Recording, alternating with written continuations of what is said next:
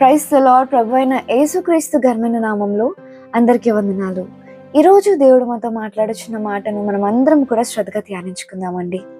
ఈరోజు మనం దేవుని యొక్క ప్రేమను గురించి ధ్యానించుకుందాము.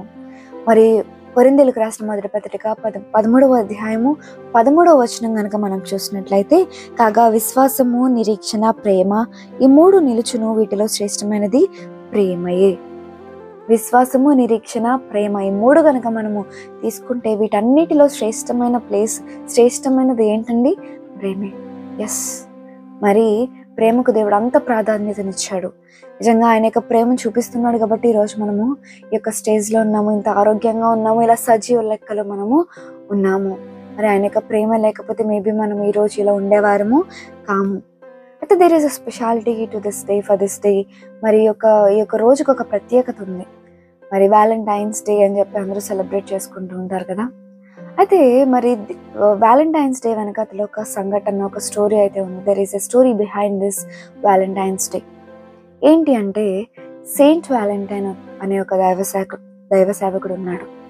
అయితే గ్లాడియస్ II అనే ఒక కింగ్ పరిపాలిస్తున్నప్పుడు ఈ యొక్క గ్లాడియస్ II ఏమని నిర్ణయించుకున్నాడంటే, సోల్జర్స్ అందరూ ఉన్నారు కదా, వీళ్ళందరికీ కూడా మ్యారేజెస్ లేకుండా ఉంటే మేబీ వాళ్ళు ఇంకా ఎక్కువగా దేశం కొరకు పనిచేయగలుగుతారు, ఇంకా ఎక్కువగా వాళ్ళు ఫైట్ చేయగలుగుతారు, వీళ్ళకి మ్యారేజెస్ అనేది లేకుండా ఉంటే అని ఆయన ఒక లా అనేది, ఒక ఆర్డర్ అనేది పాస్ చేశాడు. ఎవరు? గ్లాడియస్ II అనే ఒక కింగ్.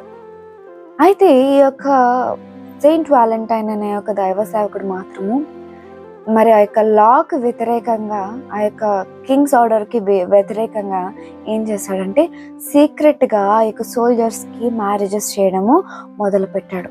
అయితే ఇది ఎప్పుడైతే ఈ యొక్క కింగ్ గ్లాడియస్ IIకి తెలిసిందో వెంటనే అతన్ని ఏం చేశాడంటే బీహెటెడ్. వెంటనే అతన్ని తల తీసేశారనమాట. అంటే బీహెటెడ్, హీ బికేమ్ అస్ అ మార్టర్. మరి అది ఆయన ఒక హతసాక్షిగా మారిపోయాడు.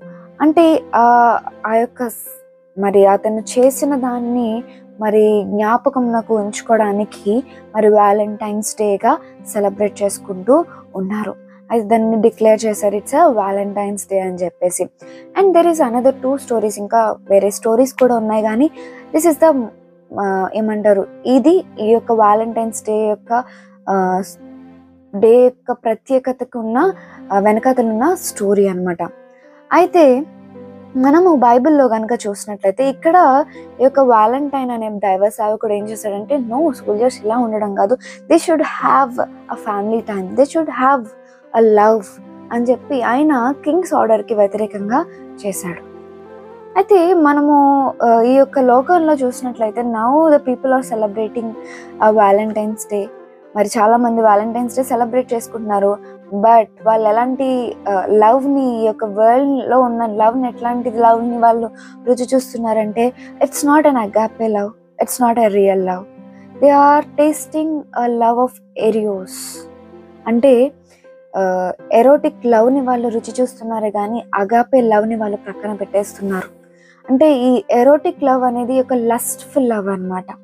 మరి మోస్ట్లీ ఒక వరల్డ్లో మరి చాలామంది యంగ్స్టర్స్ అవనివ్వండి, ఎవరైనప్పటికీ కూడా ఇక లోకంలో ఉన్న వ్యక్తుల నుంచి ఆశించే ప్రేమ అనేది ఎరోటిక్ లవే అవుతుంది, కానీ అగాపే లవ్ అవ్వదు. ఆ యొక్క అగాపే లవ్ మనం ఎవరి దగ్గర నుంచి మనం పొందుకోగలమంటే, ఫ్రమ్ అవర్ ట్రూ వ్యాలంటైన్, మన యొక్క నిజమైన వ్యాలంటైన్ దగ్గర నుంచి. Who is our true Valentine?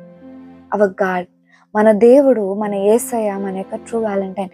He has given his own life for us, he has given his son. మరి ఆయన మన కొరకు, ఆయన యొక్క కుమారుని మన కొరకు బలియాగంగా ఇవ్వడానికి ఏ మాత్రము సంకోచించలేదు, సందేహింపక, ఏ మాత్రము వెనుకాడక మన యొక్క పాపముల నిమిత్తము ఆయన మరణించి ఉన్నాడు. అటువంటి ప్రేమను మన యొక్క లోకంలో రుచి చూడగలుగుతున్నామా అండి? నో వే, ఎక్కడ కూడా మనం రుచి చూడట్లేదు. అయితే నిజమైన ప్రేమలో ఎటువంటి క్వాలిటీస్ ఉండాలి అంటే, 13వ అధ్యాయం 1 కొరింథీయులకు రాసిన మొదటి పత్రిక 13వ అధ్యాయంలో మనకి నిజమైన ప్రేమలో ఏ క్వాలిటీస్ ఉంటాయో మనకి ఇక్కడ తెలియపరుస్తుంది. అదే ప్రేమ, మన దేవుని మనం అదే ప్రేమను పొందుకుంటున్నాం. ఒకసారి మనం చూద్దాము. కొరింథీయులకు రాసిన మొదటి పత్రిక 13వ అధ్యాయము 4వ వచనము. ప్రేమ దీర్ఘకాలము సహించును, ప్రేమ ఎప్పుడు కూడా సహిస్తుందంట.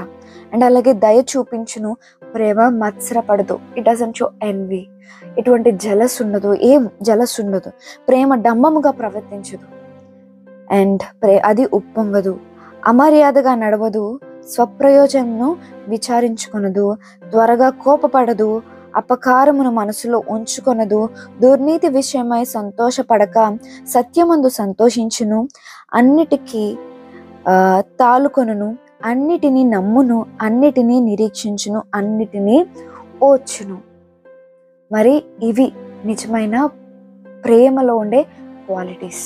మరి ఈ క్వాలిటీస్ మనం ఈ రోజుల్లో ఉన్న వ్యక్తుల్లో ఈ యొక్క వరల్డ్లీ లవ్లో మనం చూడగలుగుతున్నామా అండి? లేదు కదా. ఇక వరల్డ్లీ లవ్ మన యొక్క చుట్టూ ఉన్న ప్రజల నుండి మనం కోరుకుంటున్నాం కదా ప్రేమ. ఆ ప్రేమలో మనం ఇటువంటి ఏం చూడము. ఎప్పుడు ఈ యొక్క ఎరోటిక్ లవ్ అనేది ఏది ఆశిస్తుందంటే లస్ట్ని ఆశిస్తుంది. మరి ఎప్పుడు కూడా సహించదు ఆ ప్రేమ. ఎప్పుడు చెడునే కోరుకుంటుంది. ఎప్పుడు ఏమంటారు, వాళ్ళకి ఏదో ఒక ప్రయోజనం ఉంటేనే కానీ వాళ్ళు మన దగ్గరికి రారు. మరి మన దేవుడు అటువంటి ఏమీ కాకుండా రియల్ లవ్, అగాపే లవ్ని మన పట్ల చూపిస్తున్నాడు. My dear brothers and sisters, మరి ఈ యొక్క వరల్డ్లీ లవ్, ఈ యొక్క లోక ప్రేమకు చాలామంది వాళ్ళ యొక్క ఇష్టాన్ని చూపిస్తున్నారు, వాటి వైపు ఎక్కువ తిరుగుతున్నారు. మరి ఈ రోజున దేవుడు మనతో మాట్లాడుచున్నాడు, keep all the worldly love aside. ఇక లోక ప్రేమనంతటి ప్రక్కన పెట్టండి, నా ప్రేమను రుచి చూడండి అని దేవుడు సెలవిస్తున్నాడు. మరి ఒక్కసారి మనం దేవుని దగ్గరికి వెళ్దాము. Let us taste the love of our God. మన యొక్క దేవుని యొక్క ప్రేమను మనం రుచి చూద్దాము. ఎప్పుడైతే ఆయన యొక్క ప్రేమను రుచి చూస్తామో ఈ యొక్క వరల్డ్లీ లవ్ అంతా మనకి అసలు ఆ వరల్డ్లీ లవ్ని మనం కోరుకోము. May God bless you. May God bless this word in our life. ఆమేన్. అందరూ తల వంచినట్లయితే ప్రార్థన చేసుకుందాం.